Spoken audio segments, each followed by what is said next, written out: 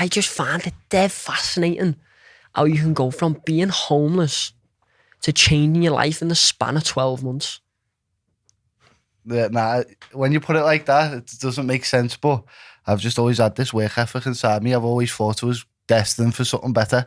Like when I used to go back to hostel with me daughter and my girlfriend, I used to sit there and think this isn't what a man should be doing for the kid and the girlfriend. And I just had this inner hunger this whole time. I've always manifested that I was going to do what I'm doing. I really have. I've always thought I was going to do it. Do you believe in manifestation? Yeah, massively. I believe if you go and put something out to the world, it comes back around to you. How did you put it out when you were in that state, when you were in the hostel, when you were there? How did you put it out? Did you speak it? Did you write it? What did you do?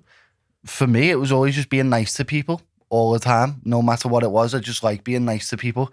Even if someone's not that nice to me, I just love trying to push positive energy over to them.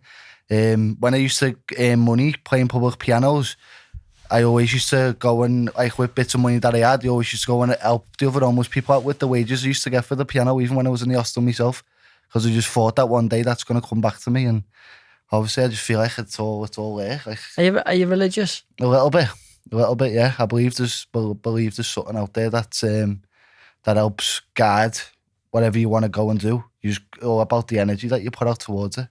It's definitely guiding something, lad, because you're giving it out and it's coming back to you tenfold. But what I'm learning from you, the way you're speaking and the way your energy is and the way your friends are, you're not doing it for a return. Nah. You're doing it just to be Brad. Yeah. That is you. I want to do it for my kids. Like, I want my kids to grow up and know that they can see that I've tried. Like, some of the stuff I've already done, I know when they get older and they realise what I'm actually doing, that can hopefully push them to have the sort of same positive mindset that I have, and hopefully it helps them out a bit in life. Let me put my phone Don't worry about it, bro. It's normal, lad. I'll put mine on too. I just take me back to before becoming homeless and growing up, because you've spoke about it a lot and how important it was having the foster parents you had and going through foster. There's such a negative look onto foster care, saying like it can be so rough for some people and it can be horrible and not a nice thing to grow up in. Nah. But you're a positive coming from foster care. I hope so, because as I say, I know what it's like going in foster care, and it's the worst thing in the world. The way I put it, you just imagine that you sat there with your ma one day and then a social worker comes knocking on the door, takes you away, and that's it. You don't know where you're going. You go and get dropped off at some stranger's house. And was that your story? Is that your... Honestly, I was there in my mum's with my twin brother, so I went through it all with my twin brother. I was sat there in my mum's, and then I was 7. And then one day, social worker come knocking on the door, put us in a car. I remember screaming and not wanting to go, or Aaron, like, grabbing onto the railings outside my ma's to not let the social workers take us. And then we got dropped off at Evan Frank's. But honestly, it was the best thing that ever happened to us, because where we were living on the estate, and my ma struggled and stuff. But one thing I always say about my mum is she always done her best. I come from a family of 9. It's got 9? Yeah, it's got 6 brothers, 3 sisters, lad.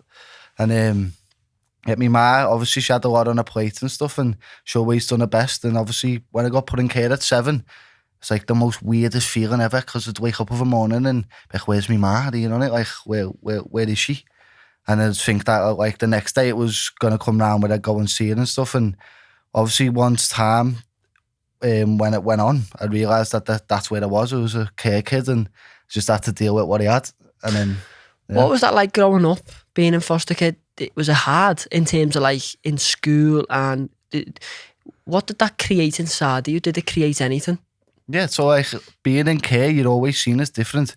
Even when you're like, out with your mates and stuff like that, you'll have like the parents, the kids' ma's being like, oh, try to be careful around him and stuff like that. Really? Is that really a thing? Yeah, because like they feel like if you look at the statistics with kids in care, it's like going and selling drugs, suicide, jail. It's crazy. It's disgusting how like kids in care are seen towards other people, because they automatically think that they've had a bad upbringing. To judge them before they even get to know them. Yeah, to judge a book by its cover instead of opening the book up and reading it.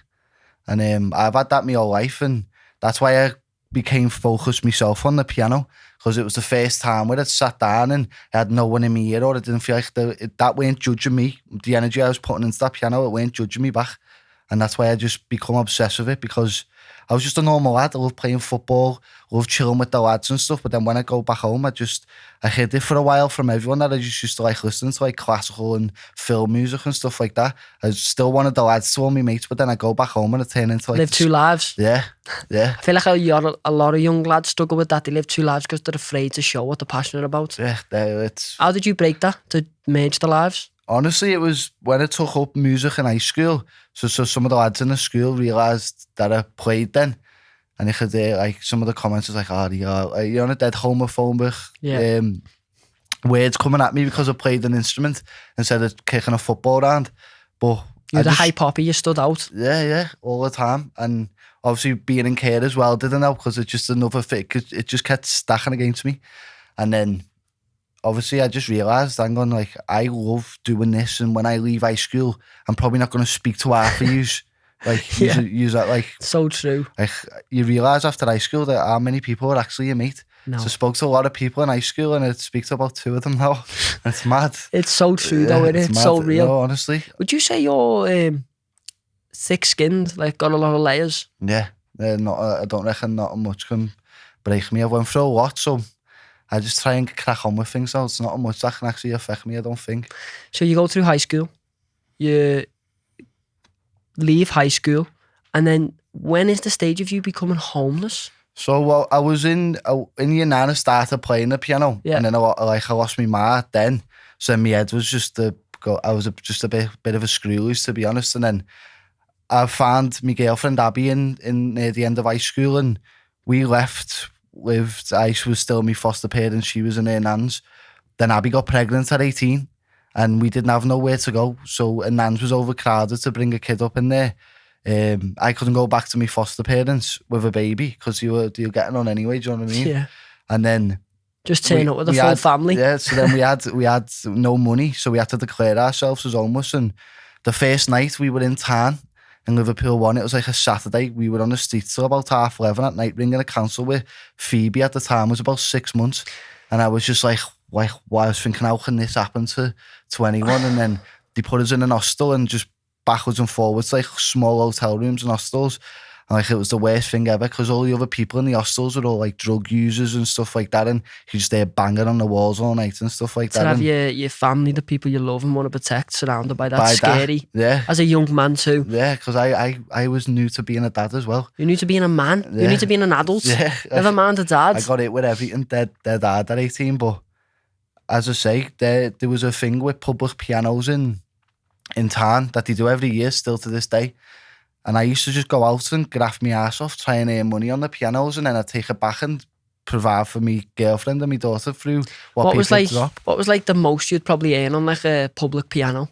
I've had some good days, you know, honestly. Really? Honestly, I've had some like upwards to over 250, 300 The quid. reason I ask this is because someone might watch this who's going through a struggle right now, and they might think, oh my God, I cannot afford the guitar. I can't afford this.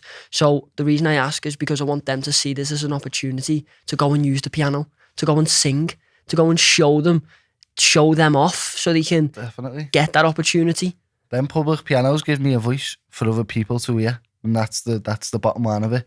If them public pianos weren't put in place, I would not be in my place now.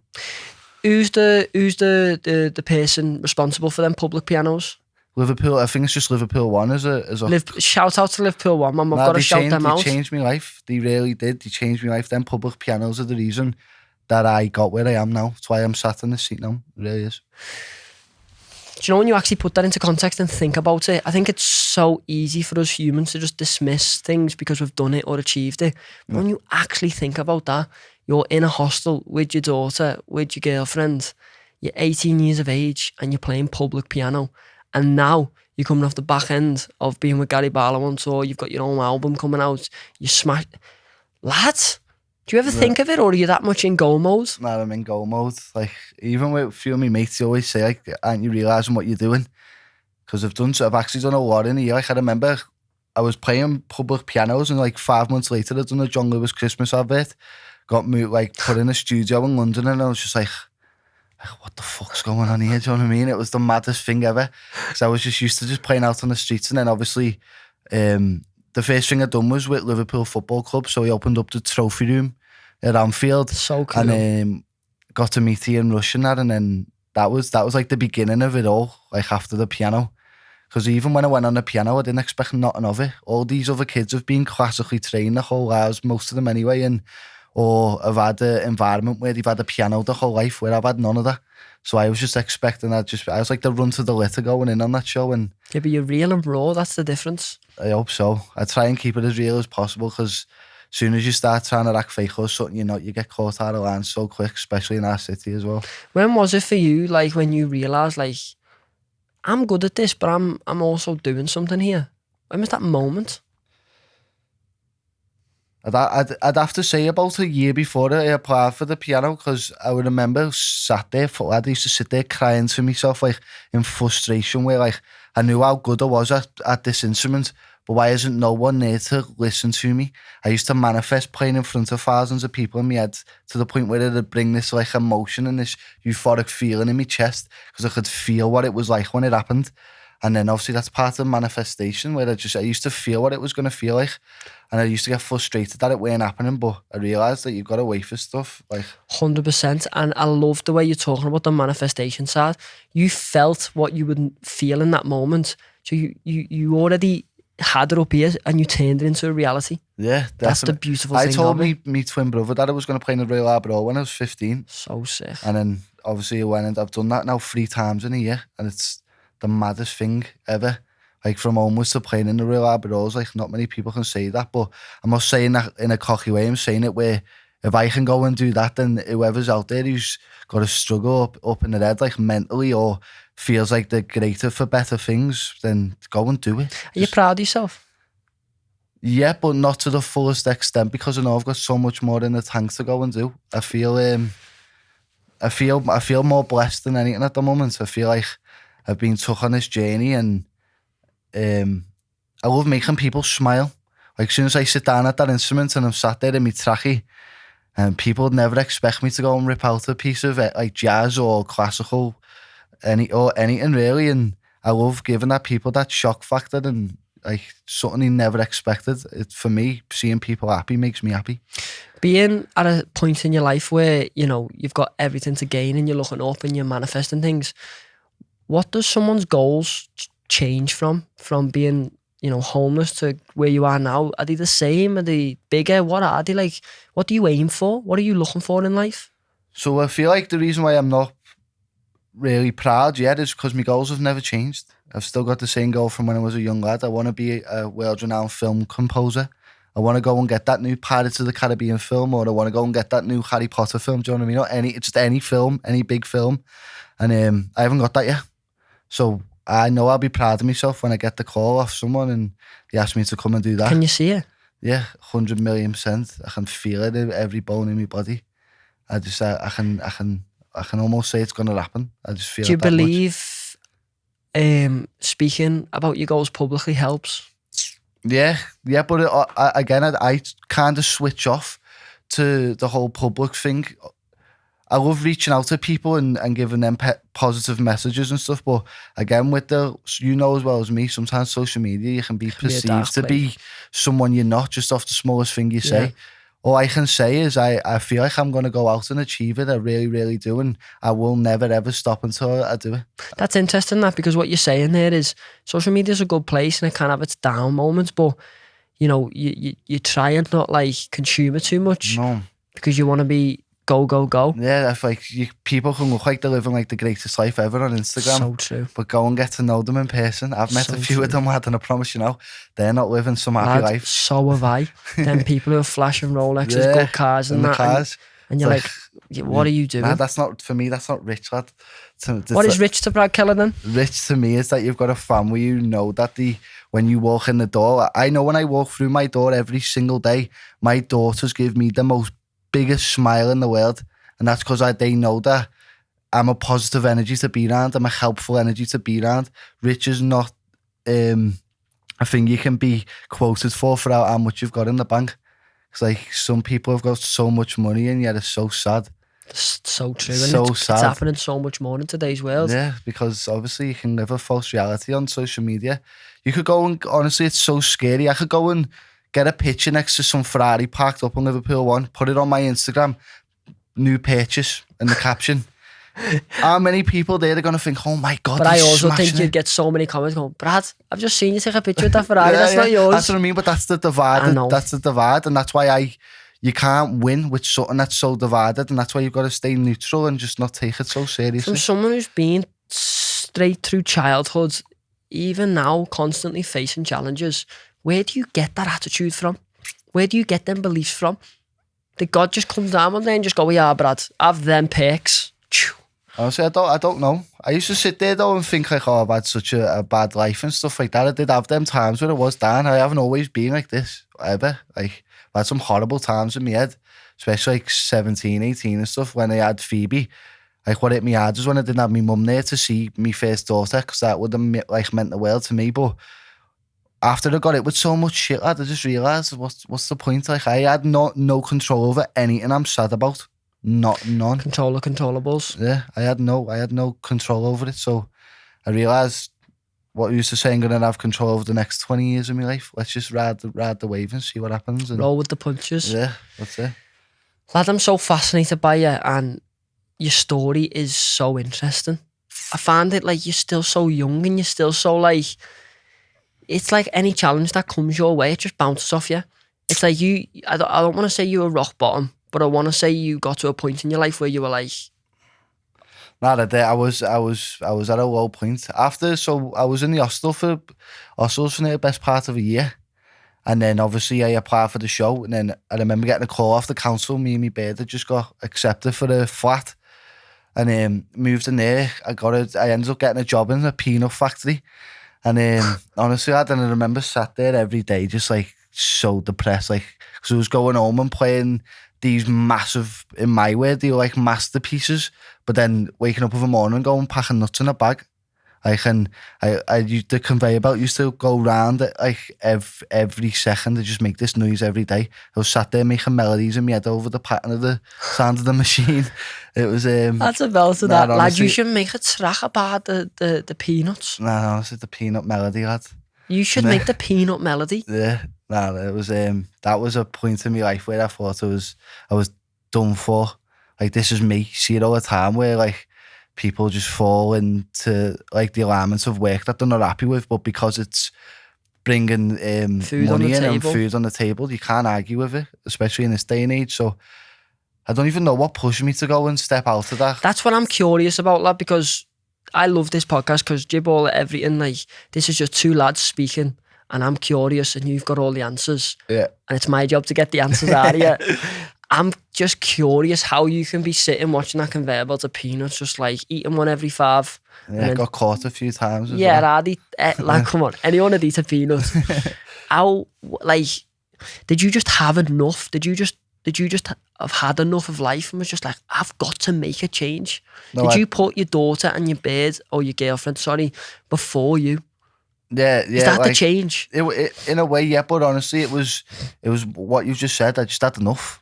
I realised I've got one life. I'm going to die one day. I'm going to get old one day. And that scares me. Scares me growing up, and the thought of like growing old and dying and getting to that age where did I actually try my best? Well, like, looking back now at my life, did I actually give this my best shot, or was I just waiting around feeling sorry for myself, waiting for someone to pass me what I had in my head? So it just weren't happening. I had all this amazing things I wanted inside my head, but it was just a thought for years. It was just a thought. I never done nothing about it. And then one day I just thought, nah, like, watch this.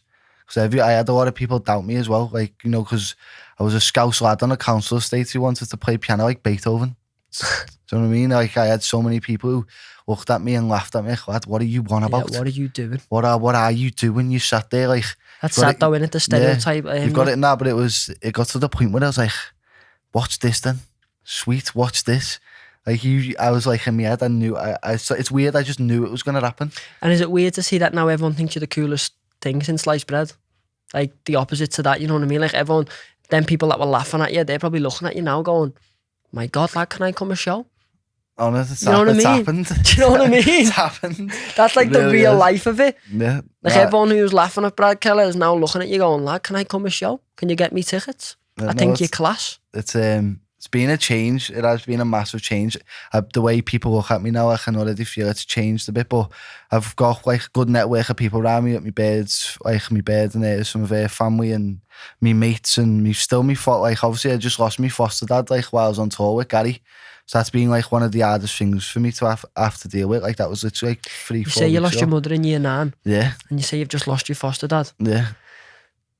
Like, I'm very lucky I've still got my parents. They're No, still honestly, alive. what I'll say to it, I'll say to everyone, tell your ma you love her every day. I do, bro. No, like all the every time. single day. Because as soon as it happens, lad, and I don't want to put it out there, as soon as that happens, you will never be the same person again, ever. You will drag yourself through life.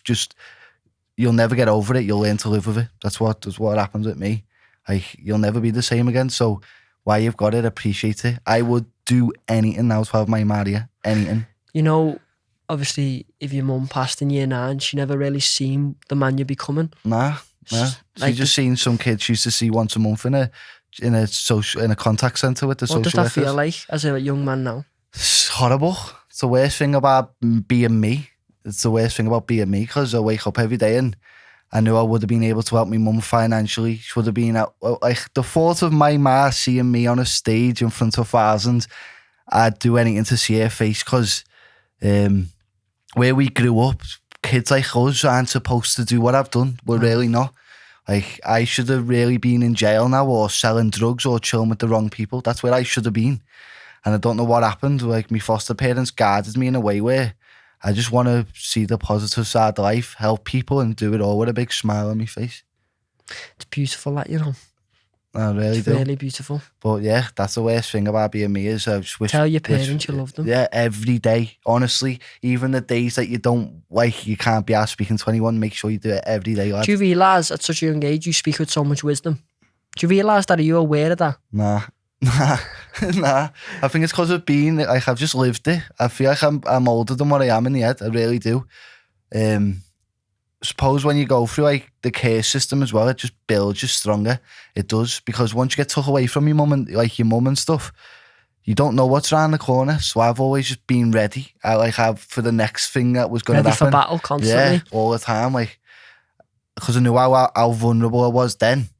I'll never ever let anyone like push me to be that vulnerable. So back when you were in care, you were very vulnerable because you were a child and you needed looking after. But now you're constantly on guard because you don't want to be vulnerable again. Ever again. I never want to be that in control of what's going on. I had no control of anything that's happened in my life that's been negative. So now that I'm older, I've got kids, I'm a man, I've got power that I've never had before, and I want to use it to such a positive force. I really do. Could you say your first kind of keyboard was the public or no? So in the way I used to have a little go with them before I had any piano, yeah, definitely. But it was when I was in year 9. So literally when I just lost me ma, like just before I'd lost me ma, it was the music teacher Andrew Pecker Morris was playing piano in the music class in high school, and the way it made me feel was boss. I was like, you started playing some Disney theme, but the way it made me feel was like dead. You still keep in touch with Andrew? Yeah. He's proper proud of me. And he is like he planted a seed in you that day. He's the pioneer for me. He is. And as I say, I heard him play the piano. Was like started playing with him in school. I picked it up really quickly. I have years where I just pick up sound quick, and he rang my foster parents and was like, look, he's actually picked this up really quickly. You should consider getting him one. So I remember running home to my foster parents. I begged them for a keyboard. About 3 months later, I woke up on Christmas morning to a small keyboard under the Christmas tree. It was the best day of my life. It really was. What were your foster parents like financially? Were they in a position of, could they do that, or was it? Nah, like they live in the middle of exactly in a small like terrace type house. You know what I mean? And used to go out their own pocket a lot for me and my twin brother. Used to take us on holidays all the time. That's not easy, that is it? Like taking in 2 kids from foster, and they're both twins, of course, because you didn't want to be separated. At this point as well, they're like late 50s, like 60s. I think they're even older, like 65, 66, I think they were. And we were only supposed to be with them for a week when we first went in, and we were going to get adopted and separated, me and my twin. And then they were just like, that's not happening, because you seen how close he was. And then they just kept us on. And 12 years later, my twin brother still is with Ev now. And they're the best thing that ever happened to me. They really are. But they bought me a small keyboard. I locked myself away for hours playing it and playing it and playing it, to the point where I wanted to get to a level on it where I knew if I heard someone else play like me, I'd be like, glad he's sick him. Have you ever ventured back into town to go in the public? I want to. I done an event. How cool would that be though? I done an event, didn't I, in L1 for Christmas? I think I've seen it. Yeah, for Christmas, and he put one of the public pianos in the L1. Have you ever seen them, like, people who go in disguise, like into gyms, or they'll go and they'll like lift heavy weights? Lad, you should do it. That kid with the moppy you want about, he walks in and he just starts and he just starts deadlifting everyone's weight. You should get a beard on, mad wig, dressing something, and just go in. No, that's a good idea, that. Lad, you really should. And I would love to watch it, because everyone would be like, oh my God, so good. And everyone would video it, and it'd be so cool to see you back at where it all started. No, definitely. I want to. So I think it starts on the 7th or 8th of July. Oh, so are we getting first dibs here? Are we We're making up events here. Campaign manager? Are we putting a gig in Liverpool 1? To bell to that. No, it's a good idea. Obviously, that is where it all started. And bro, I think just if you get one of your friends to video and you're just like back where it all started and just jam. Before you know it, you'd have thousands just watching you. It would be, honestly. And please text me saying when you do, because I want to come down. Give you which one am I? On going through your journey, it's very touching, like, because, you know, it's very easy to just say, oh yeah, you're good at the piano, but there's such a story behind the keys. Yeah, it's a mad. I've had the maddest story life ever. And the story's just only begun. I feel like it has. Obviously, with winning the piano, you hear about it all the time. People win a televised competition, and a week later they disappear. And that is very true. After 2 minutes of fame, where I wanted to use this as a stepping stone, the show. So I got in touch with my manager Dave, and then he just he set up a network around me that just helped me massively. And then I think what helps with me as well is we have a way with speaking to people where I could go into a big room full of big people, and then obviously they can sort of adapt onto me, and that's how I've kind of pulled myself through the industry at the moment. And then obviously with the album that I just released, it was I got to work with a lady called Rosie Danvers, who's done the strings on that. So she's done like Coldplay's albums, Kanye West, shouldn't probably say his name on here. Don't worry about it. Jay-Z, Beyonce, just a massive people though. And to say that a little scally from Liverpool just went in the studio in London and recorded an album with her, was the most privileged thing I've ever done.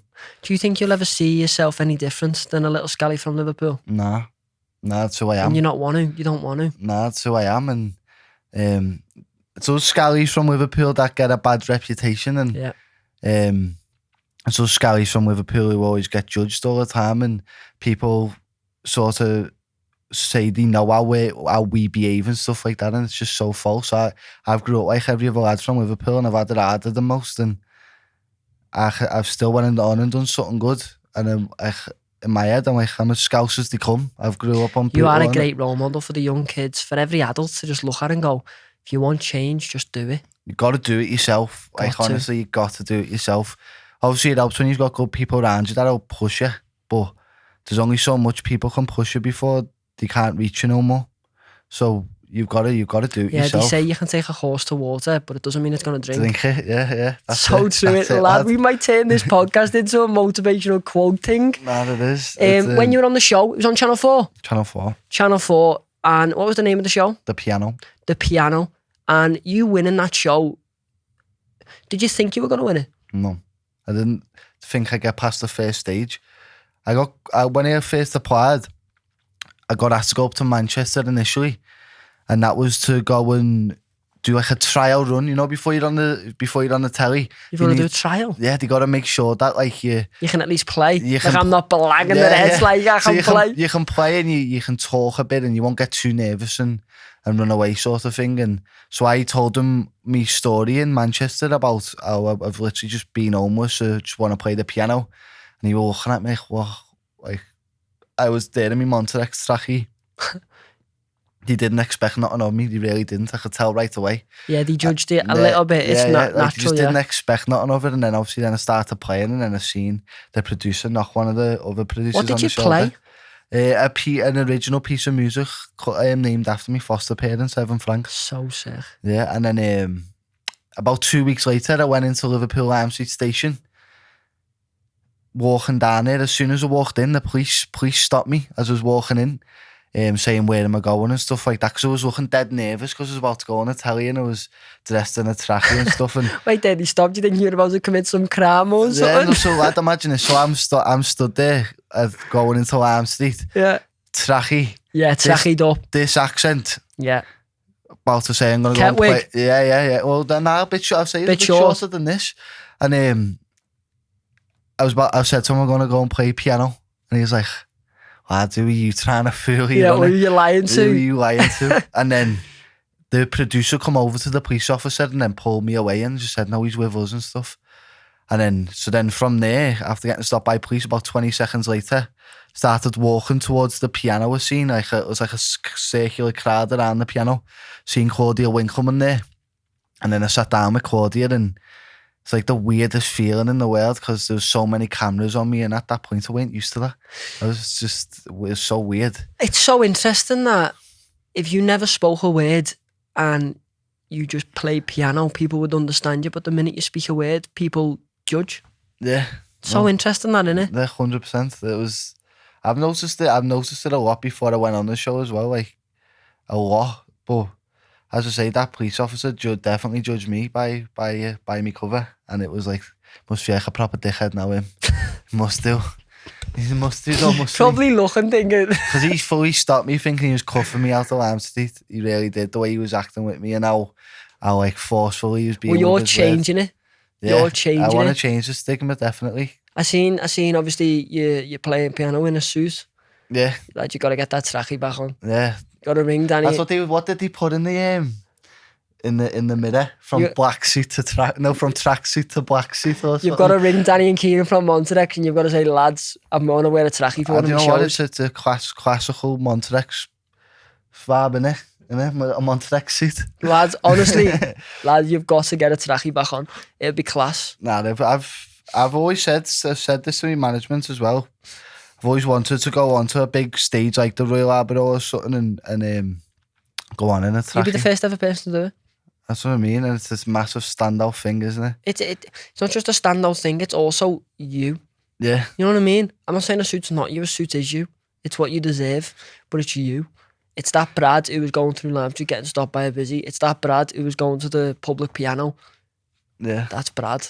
You know what? Thinking about it now, I feel like, I feel like it's more impactful, innit? Clothes don't define anyone, and don't get me wrong, managers might say it might have to be a brand deal, but like, it's you. Yeah, that's who I am. Bro. Nah, you're right. And I think it'd turn a few more heads turning up to a classical concert. Just one, it'd be so cool. Thousands of people, because, suits are seen as like higher class and proper and formal. And I never, now you think about it, I don't associate myself. And anyone, like, we all wear suits. I wear suits now and then, and it's a part of the process. But what if I just seen you in a trackie with thousands of people all clapping you? I'd be like, oh my God, that young kid who can't afford a piano, who's stuck in Liverpool, and he's going through something similar, would be like, oh my God, I look like him when I go to school, and he's doing that in front of, you know what I mean? More relatable. Definitely. I will come to that show. I will 100% come to that show, and I will probably cry. Do you know what? Classical music makes me cry. Some of it's why?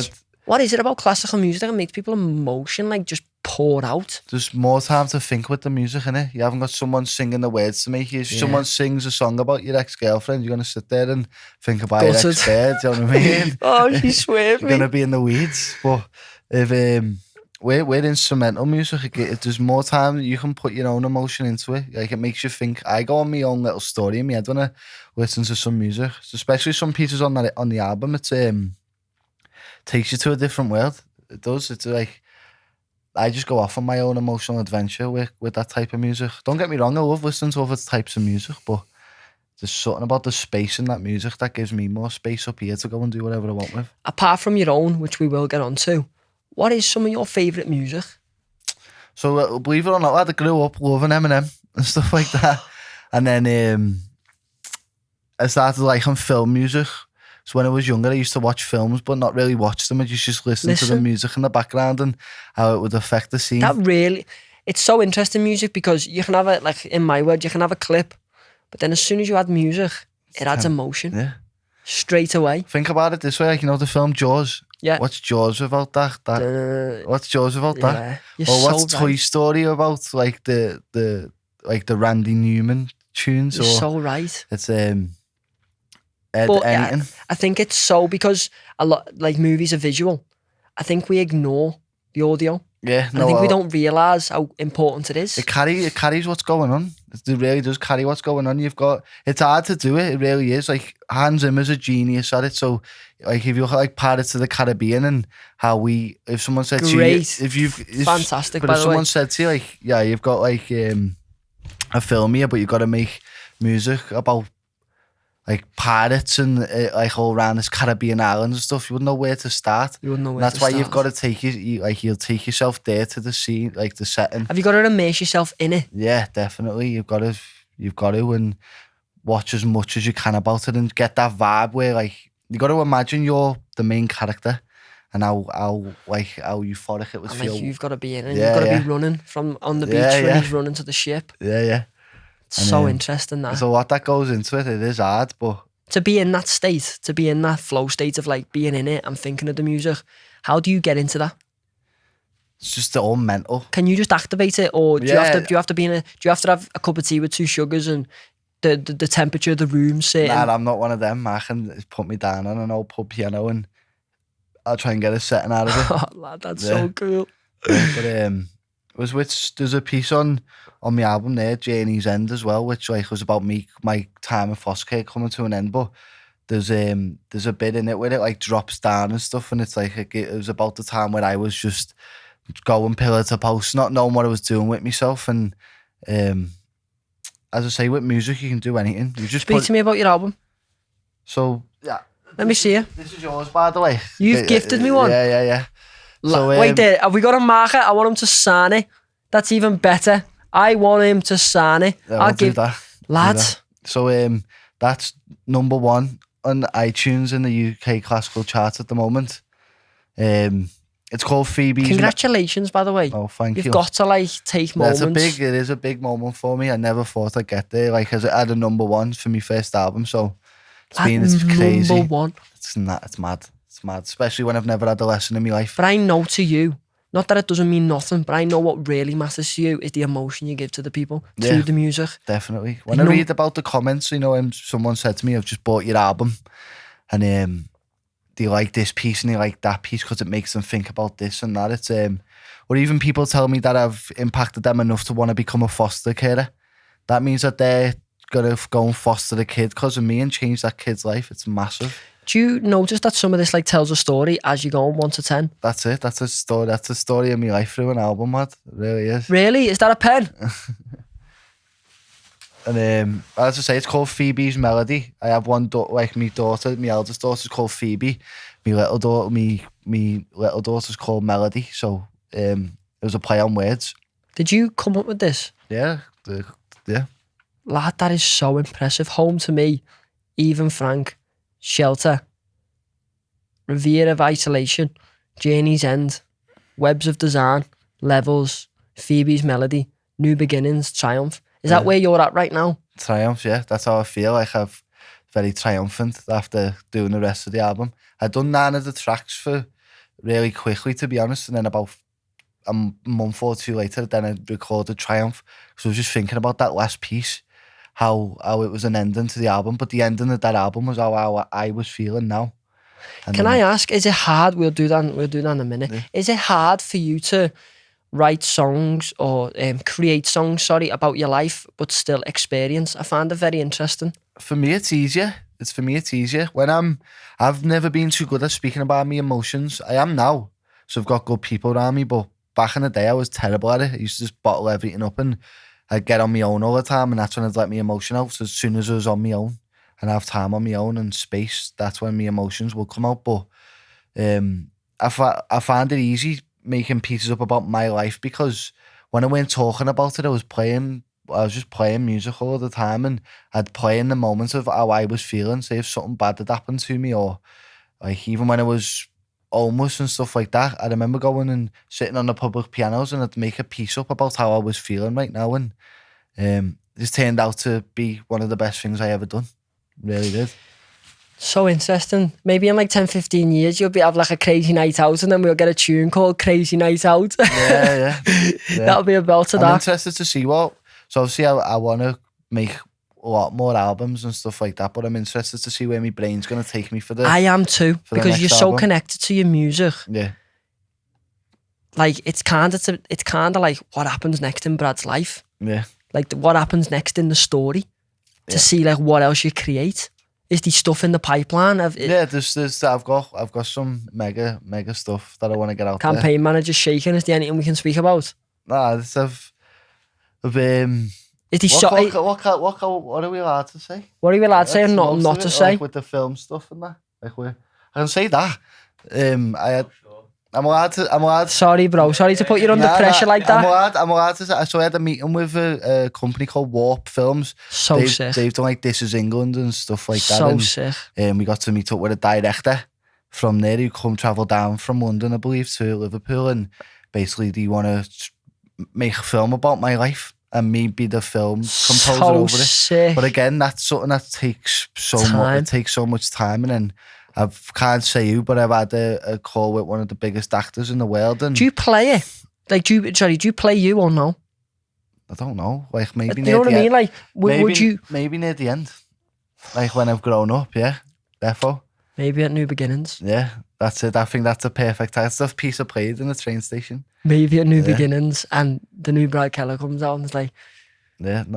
And then, as I say, I've been in contact with one of the biggest actors in the world, and hopefully we can try and push something there. Lad, you haven't been on the phone to me? I'm only joking. I'm only joking. And obviously I've got me tour in September, which again is mad for me, having my own tour. Well, you've just came off the back of Gary Barlow. Yeah. That was hard, lad. Hard? Yeah. Why like high expectations? Not even that. 35 shows, innit? 35 shows. You're travelling around, driving everywhere all the time. God, lad, it's not, I don't want to say like you're a cow when you're being milked, but in terms like that must feel so draining. No, it is, because even when you're not up for it, say if I'm having a bad day, I've got to deliver. Walk out in front of 5,000 people in a minute and go and... You've got to deliver. Yeah, every night. And best thing I ever done, most tiring thing I've ever done, and what I've took from it's memories that'll last a lifetime. How did that come about with Gaz? So with one of my agents, got in touch with one of his team, and we wrote up a few names who I wanted to go and possibly go on tour with. Gary being one of the ones we never thought we'd go and pull off, but he read my story, and then obviously I got a phone call off him asking if I wanted to come and tour with him, and I was like, do you know, I just play piano and stuff, and he was all for it, and obviously the response I've had from the tour has been absolutely unbelievable. Like how much his fan base have grew onto my fans, and it's mad. When you start your tour, where are you going? Is the places? What's the sitch? Start off in Scotland. Scotland's boss, by the way. I've done a couple there. It's amazing. And then we've got Birmingham, Manchester, and then we finish off in London in the Union Chapel, and that's a big one. That's amazing, though. Yeah, then we've got strings and stuff. I think with Rosie's coming with us, and it's going to be really, really, really good. Really, it will be. Lad, the energy I'm getting from you, it is your story's just beginning. Like, you are so at the start. Like, you just wrote the first page. I know it's a lot of stuff to consume, like what you've been through, but you've got so much more. Yeah, definitely. The way I see it with what I'm doing and with my type of music, if you look at all the greats like John Williams, Hans Zimmer, Danny Elfman, all them sort of people, Brad Kella, they're 60 above in age, and they're still top of the game of what they're doing. Like Hans Zimmer's worth 250 million. If I can try and do 10% of what he's done and bring happiness and stuff, and try and help when I get like in a massive privileged situation, which hopefully does happen. All I want to do is help around, not just our city, but around the country, and help kids get instruments and access to music, and show them that this is possible to have this type of life. I had every odds stacked against me and I've still pulled it out the bag. I just want to benefit myself first, so then I can go and benefit others. Because at this time in life, I'm doing a lot better than what I ever did, but I want to still achieve so much more. Lad, it's beautiful, man. It really is beautiful. And it's so sad that in the world today there still is homeless people. I think it's a crazy thing in today's world. There's so much consumption in terms of clothes and things being made. Yeah. And they just shouldn't be homeless.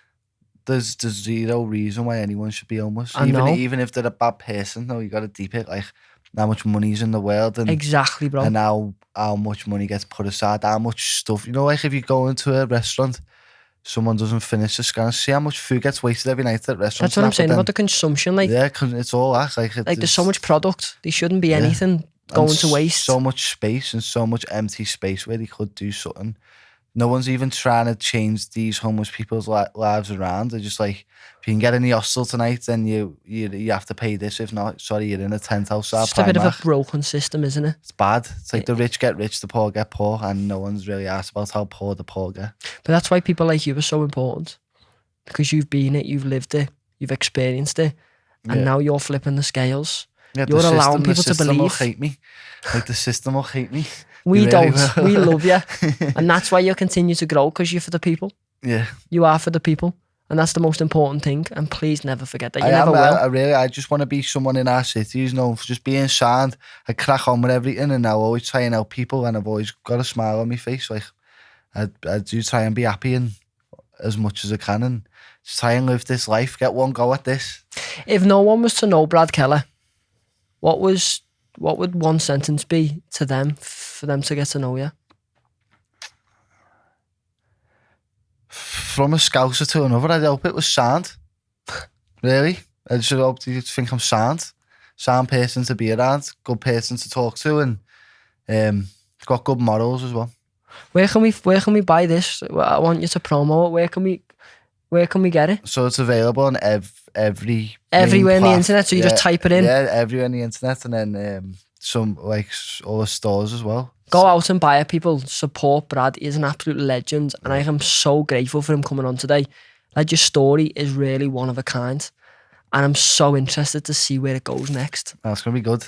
I am also gonna listen to this on the way home. Do it. Can you please sign it? Yeah. This is official. I do listen to it. Yeah, take that plastic off. Oh, can someone do that for me with a key or something? Or it'll smudge. So yeah, definitely give it a listen, lad. You'll like it. What do you want to be remembered for? I normally ask my guests this. Legacy is the most important thing in the world for me. What does your legacy look like? A pioneer in the film music game, and as a composer, I want to make pieces of music that sit with people for a lifetime. If you look at some of the greats in my genre, they've created pieces of music that's going to live on forever. Have you heard that tune Voila by Andrew Ray? Voila, voila, voila. I think so. Oh my God. What about Experience? Ludovic Einaudi. Oh, it's such a tune. Nah, he's one of the greats as well. Honestly, sometimes I'm in my car just screaming. There's a piece on there, lads. There's a few pieces on there that are a bit like, a lot of that's like Einaudi. I compose pretty much similar. So there's a few pieces like that Experience one on there. Trust me, lad, I'll become a die-hard fan now. I'll be listening to that. Thank you so much. If you're free in September, you're more than welcome to come to show 100%. 100,000%. Bring a few people. I'd love for you to come and see me live and get to experience what it's like. I'm a baby when I listen to classical, lad. I will cry my eyes out, you know. It's more, honestly, it is that emotional in film, and that what it, just them by listening to your story, though, I can already feel that, like, I'll probably cry. Yeah, a lot of people do. Well, in your show, do you give out tissues? We should start, you know what, that's how we're making a lot of money there, you know.